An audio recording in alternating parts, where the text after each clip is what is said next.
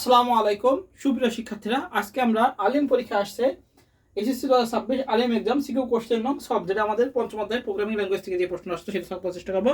তো আমার কাছে এই প্রশ্নটা আছে, এই যে আমার কাছে প্রশ্ন সবাই দেখিনি, যাদের কাছে প্রশ্ন নেই তারা দেখতে পারি আমাদের আলিম পরীক্ষা আলিম এসএসসি 2026 সালে এই প্রশ্নটা আমরা আজকে সলভ করবো। 7 নম্বর প্রশ্ন। আচ্ছা, এটা 7 নম্বর প্রশ্ন, 7 নম্বর প্রশ্ন আমরা সলভ করবো। 7 আমরা গতকালকে 6 নম্বর প্রশ্ন সলভ করছিলাম, আজকে আমরা 7 নম্বর প্রশ্নটা সলভ করবো। 7 নম্বর প্রশ্ন। আচ্ছা, প্রথম কি ছিল? প্রথম প্রশ্ন ছিল সি ভাষায় মডিউলাস অপারেটর কি? আমরা জানি মডিউলাস অপারেটর দিয়ে আমাদের ভাগশেষ নির্ণয় করা যায়। কি নির্ণয় করা যায়? ভাগশেষ। আমরা লিখবো 7 ক। আমরা লিখবো যে সি ভাষায় মডিউলাস দেখতে কেমন?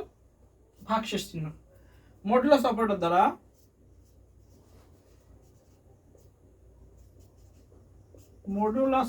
দ্বারা দুটি পূর্ণ সংখ্যার ভাগশেষ নির্ণয় করা যায়।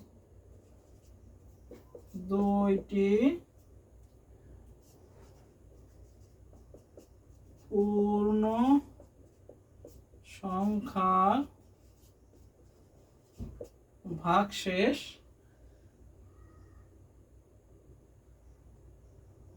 দুটি পূর্ণ সংখ্যার সি ভাষায় মডিউলাস অপারেটর দ্বারা দুটি পূর্ণ সংখ্যার ভাগশেষ নির্ণয় মডিউলাস অপারেটর দ্বারা দুইটি সংখ্যার ভাগশেষ নির্ণয় করাকে আমরা দিতে পারি মডিউলাস অপারেটর বলে। সি ভাষায় মডিউলাস অপারেটর দ্বারা দুইটি পূর্ণ সংখ্যার ভাগশেষ নির্ণয় করাকে মডিউলাস অপারেটর বলে। এভাবে আমরা লিখে দিতে পারি, যেহেতু সংখ্যা চাইছে আমরা এভাবে লিখে দিতে পারি নিজের মতো করে। সি ভাষায় মডিউলাস অপারেটর দ্বারা দুইটি পূর্ণ সংখ্যার ভাগশেষ নির্ণয় করাকে মডিউলাস অপারেটর বলে। বুঝা গেছে? এভাবে নিজেদের মতো করে সুন্দর করে লিখে দেবো। আরো সাদাগুলো যে ভাবে লিখতে পারবে সে ভালো নাম্বার পাবে, আর একটু সাদাগুলো লিখে দেবো। আচ্ছা, অ্যারে একটি বিশেষ দুটো এক্সেল ব্যাখ্যা করো। খ নাম্বার বলছে কি অ্যারে হলো কি? অ্যারে হলো আমাদের সমপ্রকৃতি চলকের সমাবেশ। এখানে বলছে অ্যারে একটি বিশেষ ডেটা স্ট্রাকচার, সেটা ব্যাখ্যা করে। আমরা কি লিখবো?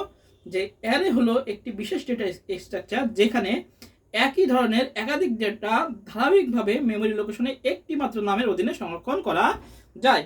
প্রতিটি উপাদান ইন্ডেক্স নাম্বার দ্বারা অ্যাড্রেস করা যায়, তাই অনেক ডেটা সহজে সংরক্ষণ ও ব্যবহার করা সম্ভব। একটু আমরা লিখে দিতে পারি। কি বললাম?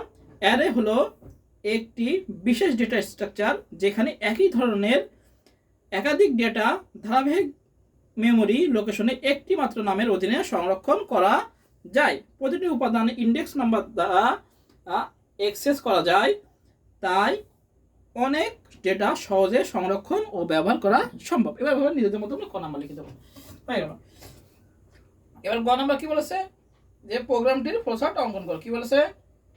গ নাম্বার প্রোগ্রাম বলেছে কি আমাদের প্রোগ্রামটি ফ্লোচার্ট অঙ্কন। আচ্ছা, এটা একটা মানে অনেক সহজ একটা প্রোগ্রাম দিয়েছে আমাদের এখানে, আমাদের দেখা সর্বোচ্চ সহজ প্রশ্ন আমাদের আলিম পরীক্ষায়।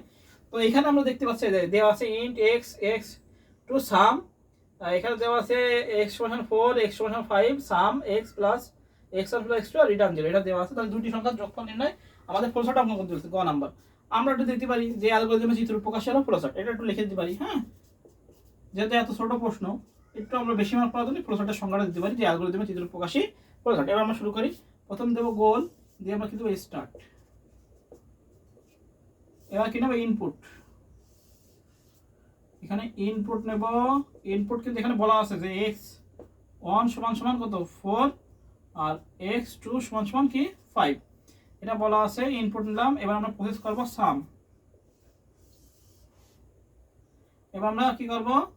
সাম সমান যেহেতু যোগফল, সাম সমান x1 প্লাস x2, আর এখানে আমরা প্রিন্টএফের মাধ্যমে সাম বেরোবো। তাহলে আমরা আউটপুট দেব ASM সাম এবং ইন শেষ করব। শেষ। এই হলো আমাদের গ নাম্বার। গ নাম্বার বলছে ফ্লোচার্ট অঙ্কন করতে। আমরা শুরু করলাম স্টার্ট। এখানে দেওয়া ছিল প্রশ্ন, এটা হলো উদ্দীপক দেওয়া ছিল। ইনপুট নিলাম, এখানে দেওয়া আছে x4 এর x5 এবার সাম সমান সমান x প্লাস ওয়াই, এটা হলো এতে হবে আর এটা হলো এরকম। ইনপুট ছিল, এটা আমরা সবাই জানি। আউটপুট সাম বের করবো, ইন শেষ করবো। একদম সহজ প্রশ্ন, আলিম পরীক্ষার প্রশ্ন। এটা আমাদের কত নাম্বার প্রশ্ন? 7 নম্বর প্রশ্ন আমরা সলভ করতেছি। তাহলে গ নাম্বার হয়ে গেল। এবার আসি ঘ নাম্বার। ঘ নাম্বার কি বলেছে? ঘ নাম্বার বলেছে উদ্দীপক কি পরিবর্তন করলে যে কোনো দুইটি দশমিক সংখ্যার যোগ করতে পারবে। ব্যাখ্যা। আচ্ছা, এর মধ্যে দুইটি সংখ্যা দশমিক সংখ্যা, তাহলে আমরা ইন্টিজারকে ফ্লোট নেব। আচ্ছা, আমরা দেখি ঘ নাম্বার নিই। এবার ঘ নাম্বার, ঘ লিখলাম। লেখার পরে আমরা লিখবো যে উদ্দীপকে পরিবর্তন করলে যে কোনো দুইটি সংখ্যা যোগ করতে পারবে। আচ্ছা, ঘ নাম্বার লিখবো যে কোনো দুইটি দশমিক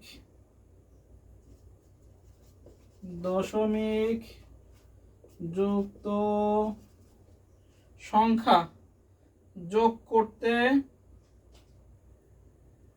যোগ করার প্রোগ্রাম লিখি। যোগ করার প্রোগ্রাম নিচে দেওয়া হলো, আমি বলে দিচ্ছি, সমস্যা নেই, এটা নিজেদের মধ্যে লিখে দেবো।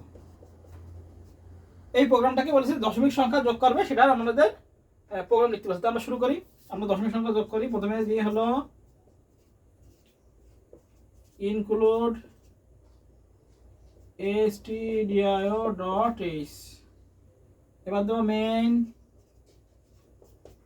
আচ্ছা, এবার আসবো, এবার এখানে আমরা কি ডিক্লেয়ার করবো? ফ্লোট, FLOAT, ফ্লোট দেবো x1 x2 আর কি দেবো সাম, যেহেতু দশমিক দুটো সংখ্যা যোগ করবে। তাহলে এখানে প্রোগ্রাম ছিল x1 সমান হয়ে যাবে 4.00 আর x2 কে আমরা দেবো 5.00। যেহেতু ফ্লোট সংখ্যা দিচ্ছি আমরা দুটো, এই জন্য আমরা ফ্লোট নেব। 00 হয়ে গেল। এবার আমরা লিখবো হলো, আচ্ছা প্রিন্টএফ দিই, আগে প্রিন্টএফটা দিইনি।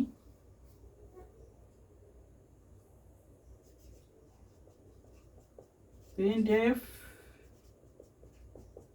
Inter two numbers, enter two number দিয়ে নিয়ে এবার স্ক্যানএফ দেবো। স্ক্যানএফ দিয়ে ইনপুট নিয়ে নিই, স্ক্যানএফ দিয়ে ইনপুট নিয়ে, তাহলে এখানে %f, এটা %f, হবে x1, এটা হবে x2। আচ্ছা, এবার আমাদের কি হবে? এখানে মানগুলো বলে দিই আমরা।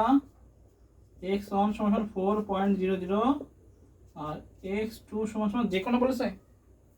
আচ্ছা, যে কোনো দুটি দশমিক সংখ্যা যোগ করতে, যে কোনো দুটো বললে আর এটা আমাদের বলে দিতে লাগবে না। যে কোনো দুটো বলেছে সেটা আমাদের x1 আর x2 দিলেই হচ্ছে। হ্যাঁ, তাহলে আমাদের যে কোনো দুটি হয়ে যাবে।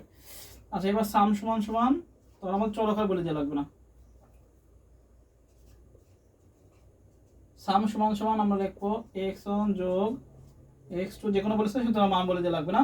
আচ্ছা, এবার আমরা হয়ে গেলে প্রিন্টএফ দিয়ে বের করে দেবো। প্রিন্টএফ %f দিয়ে সাম আর রিটার্ন 0।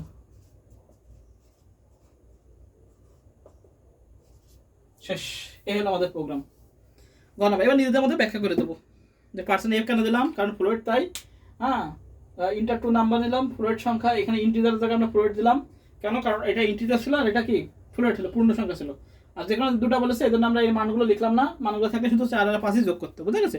বলছে যে কোনো দুটি সংখ্যা, বোঝা গেছে? এই জন্য যে কোনো দুটো সংখ্যার জন্য আমরা এটা দিলাম না। যে কোনো দুটো বলেছে শুধু এই 4 5 কি করবে, যোগ করবে। এই জন্য এটা আমরা এটা দিই। আচ্ছা, তো আমরা কি করলাম? মেন দিলাম, ফ্লোট দিলাম, সাম দিলাম, চলক দিলাম, স্টেটমেন্ট দিলাম, প্রিন্টএফ ইন্টার টু নাম্বার দিলাম, স্ক্যানএফ দিয়ে দুইটা %f নিলাম, নিয়ে আমরা দুটোকে ইনপুট নিলাম, ইনপুট নিয়ে সাম সমান x + y যোগ করলাম, প্রিন্টএফ দিলাম %f, এটা দিলাম %f দিয়ে সামের মানটা বের করে দিলাম, রিটার্ন 0 দিয়ে প্রোগ্রাম শেষ করে দিলাম। এই হচ্ছে আমাদের আলিম এক্সাম সিকিউ কোশ্চেন 7 নম্বর প্রশ্নের সলভ।